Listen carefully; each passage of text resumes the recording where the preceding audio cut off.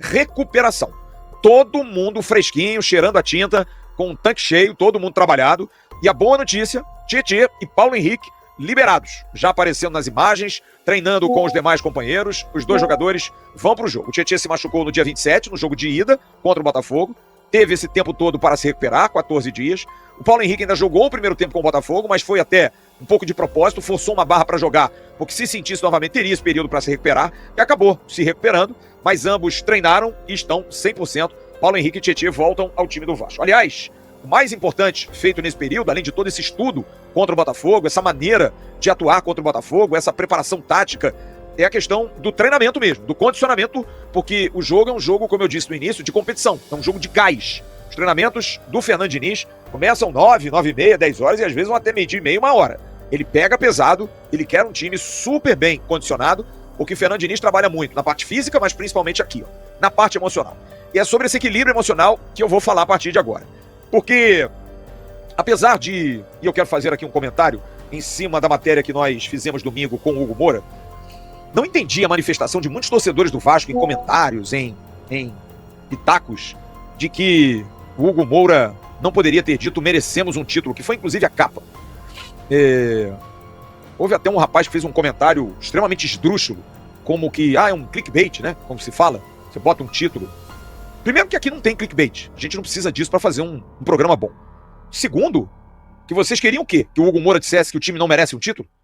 Que o time não vai ser campeão de nada? Vocês estariam criticando da mesma forma. Eu acho que tá na hora de escolher um lado. E o melhor lado é o lado do Vasco. Esse time do Vasco, assim como todos os outros que passaram por esses últimos anos no clube, sofrem de uma pressão muito grande porque nós cobramos deles. Eu, inclusive, perguntei isso ao Hugo Moura na entrevista que fiz, porque o torcedor apoia, mas é um torcedor que também reclama porque não quer saber. É o time de 2025, é o time de 2023, é o time de 2002. Tá jogando, é o Vasco, o torcedor quer vitória, ainda mais o torcedor do Vasco, que passa aí por anos e anos de pressão. No entanto, esse é um aspecto que o Fernando Diniz trabalha muito. Eu tô sempre conversando com gente próxima ali, gente de comissão, que me fala isso, a preocupação dele de dar um equilíbrio. Porque jogar no Vasco é muito difícil. É muito, muito, muito difícil.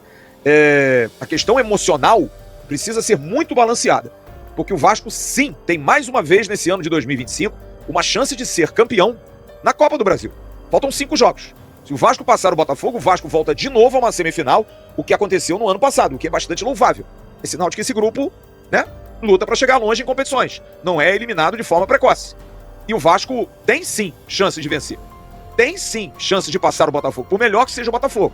Mas não é o mesmo Botafogo do ano passado. Não é um time que tem tantos craques como no ano passado.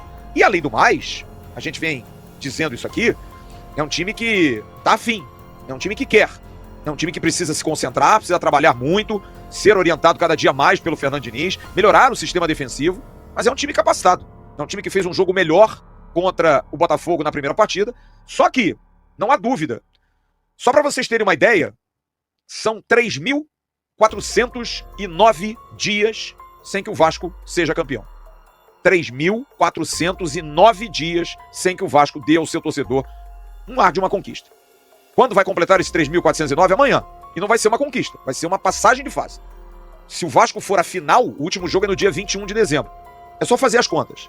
Vai dar mais de 3.500, quase 3.600 dias sem ganhar um título. Vocês têm ideia do que é isso? Vocês têm ideia do quão longe das tradições do Vasco o Vasco está? E do quão difícil deve ser para esse time, porque esses jogadores sabem disso. Esses jogadores escutam isso. Esses jogadores querem ganhar um título. Esses jogadores sabem do sofrimento do torcedor do Vasco. Então, a pergunta é, isso é um combustível ou pode ser um limitador? Como é que se consegue superar isso? Como é que se consegue vencer isso? Eu fui ouvir 2 personagens importantes dessa história do Vasco. Um deles, o último campeão com o Vasco, em 2016.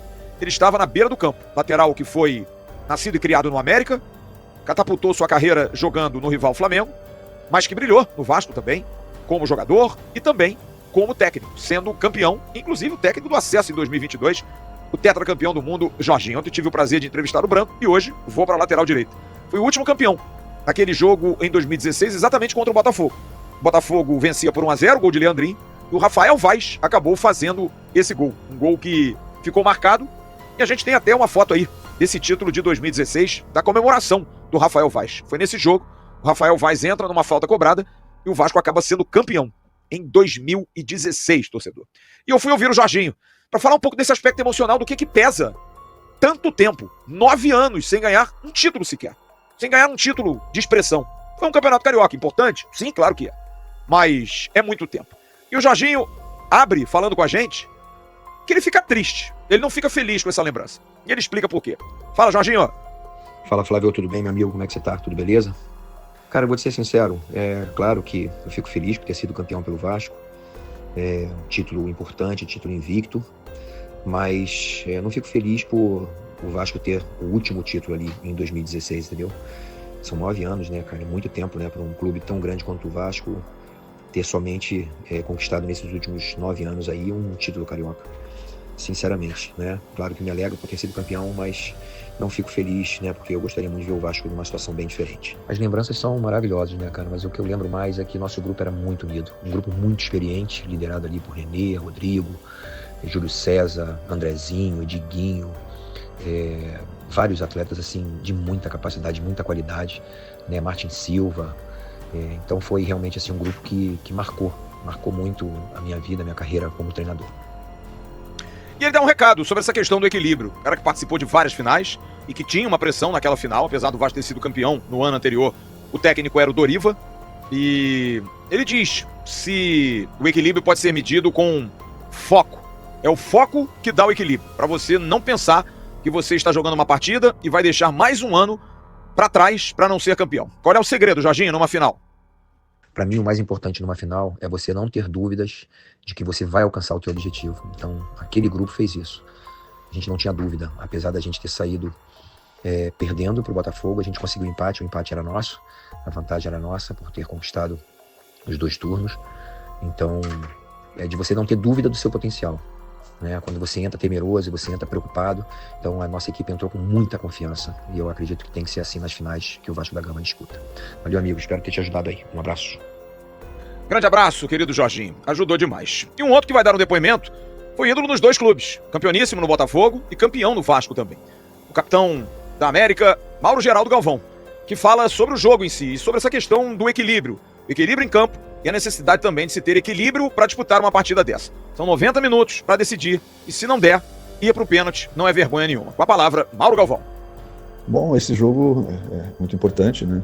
É um clássico aí entre Vasco e Botafogo. Então acho que é importante, né, a equipe entrar muito bem, né, em todos os sentidos, e a motivação, né? Acho que isso é muito importante, né? É um jogo muito equilibrado, né? O Botafogo tem algumas mudanças também na sua equipe, né, em relação ao ano passado, e o Vasco tem jogadores que estão retornando aí e que são importantes para a sua equipe. Então acho que vai ser um jogo difícil, vai pesar muito aí essa questão de quem souber aproveitar as chances, né? Eu acho que existe um equilíbrio grande e a gente vai ter que ver quem realmente tem um melhor aproveitamento, né? Porque eu acho que vão ser poucas chances, né? Como acontece num clássico, e a gente viu já que no primeiro terminou com um empate, então dessa vez não tem como empatar, né? Vai ter que ter um ganhador. Então essa questão mental ela é muito importante. Então, o Vasco tem que saber lidar com isso aí para poder, né, não misturar as coisas, né? Uma coisa é você vir sem um bom tempo já sem títulos, a outra é você estar num jogo decisivo, né, de Copa do Brasil. Então acho que é saber aproveitar, que é talvez a única chance que o Vasco tenha, né, de buscar um título nessa competição. Fala, meus amigos, saudações vascaínas a todos vocês ligados no canal Sou Mais Vasco News, e hoje vamos estar falando, rapaziada, um pouco nesse corte aí do Atenção Vascaíno com Flávio Dias, trazendo aí um panorama do que pode acontecer nesse jogo diante do Botafogo no dia de amanhã, né, rapaziada? O Vasco enfrenta o Botafogo no tapetinho, no Newton Santos, e o retrospecto lá, vamos dizer que o Vasco jogando lá é bom, né? O Vasco, todos os últimos jogos que o Vasco tem jogado no Newton Santos tem sido satisfatório para o Gigante da Colina. Vamos torcer bastante que o Diniz tenha trabalhado bem o time durante esses quase 14 dias de preparação e voltar com força total, com os reforços, agora também com a volta do Tietê e também do PH. O Vasco pode fazer um bom jogo diante do Botafogo. Rapaziada, não sei se vocês lembram, mas o Vasco teve um pouco, assim, logo no início da janela de transferência, o interesse pelo Neisy Villarreal, jogador colombiano, que o Vasco tinha muito interesse, quase chegou a acertar com o Vasco, um atacante, mas infelizmente não vai acontecer, não vai ser dessa vez, porque ele assinou um pré-contrato com um time do Cruzeiro, fechando um pré-contrato com a Raposa, e vai chegar o time a partir de dezembro de 2025 para iniciar a temporada em 2026, um contrato válido por 5 anos, né, rapaziada? Felizmente o Vasco nessa questão perde porque não tem grana, mas que o jogador tenha sucesso na sua carreira, menos diante do Vasco, não é isso? Então é isso, rapaziada, fique com Deus, até o próximo vídeo e fui!